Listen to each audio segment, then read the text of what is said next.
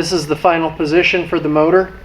I had intended to use a truck manifold, and after fitting it and starting to cut, I decided that the truck manifold was going to keep the engine too low in the chassis. Low is good normally, but because I have axles in the front of the car, I do not want an extreme axle angle on the front. With the engine sitting this height and the chassis where it was before, the angle of the front axles would have been too severe. So I kept the motor at the same height because it's on a cart and it is hard to remake it to raise it up.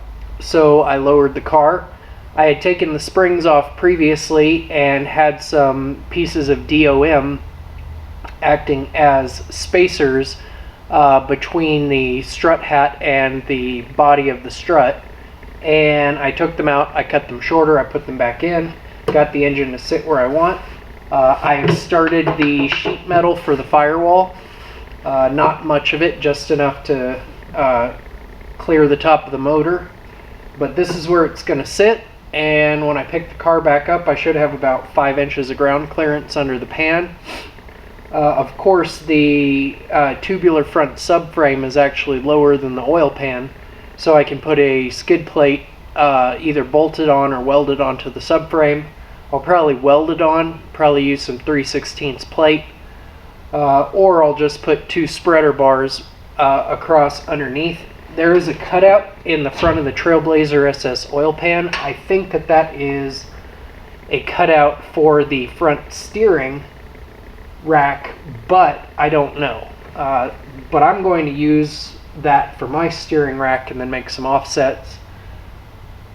So there it is. Looks like a 6-cylinder now. You can't see the rear 2 cylinders or the rear 2 runners in the intake, but that's where it's going to be.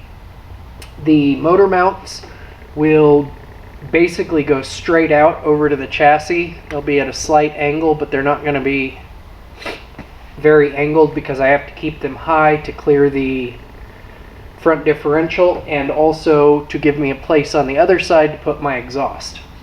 The exhaust manifolds have to face forward the way that this is going in. There will be a turbocharger somewhere over here. Air will go in the intercooler right here, come out, go into the engine, and the exhaust will go down this side.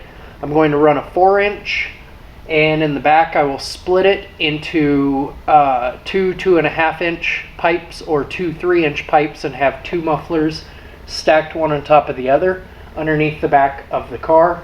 I took out the factory tire well, so I have a lot more room under the cars, but it's not enough to get a 4-inch muffler in there, so I'm probably going to stack 2 mufflers and run a electronic throttle body, probably the one that came with the motor, and use that as an exhaust cutout, so when I need it I can press the button and it'll open up the exhaust, and then when I let it go it'll close it back again. But exhaust and starter, and on this side we'll have the front differential and the axle, and I will work on that next time.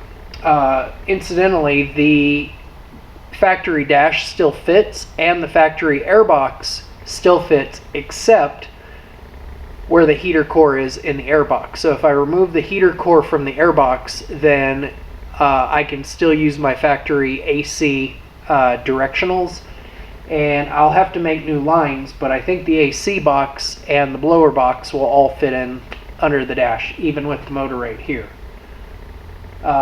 Probably not going to be able to put the radio in the dash. I don't think there's enough space between the back of the dash and the back of the motor, but it is going to have heat and AC and a radio because it's a car and it's not a race car. Even if I take it racing, it is a street car. Thanks for watching.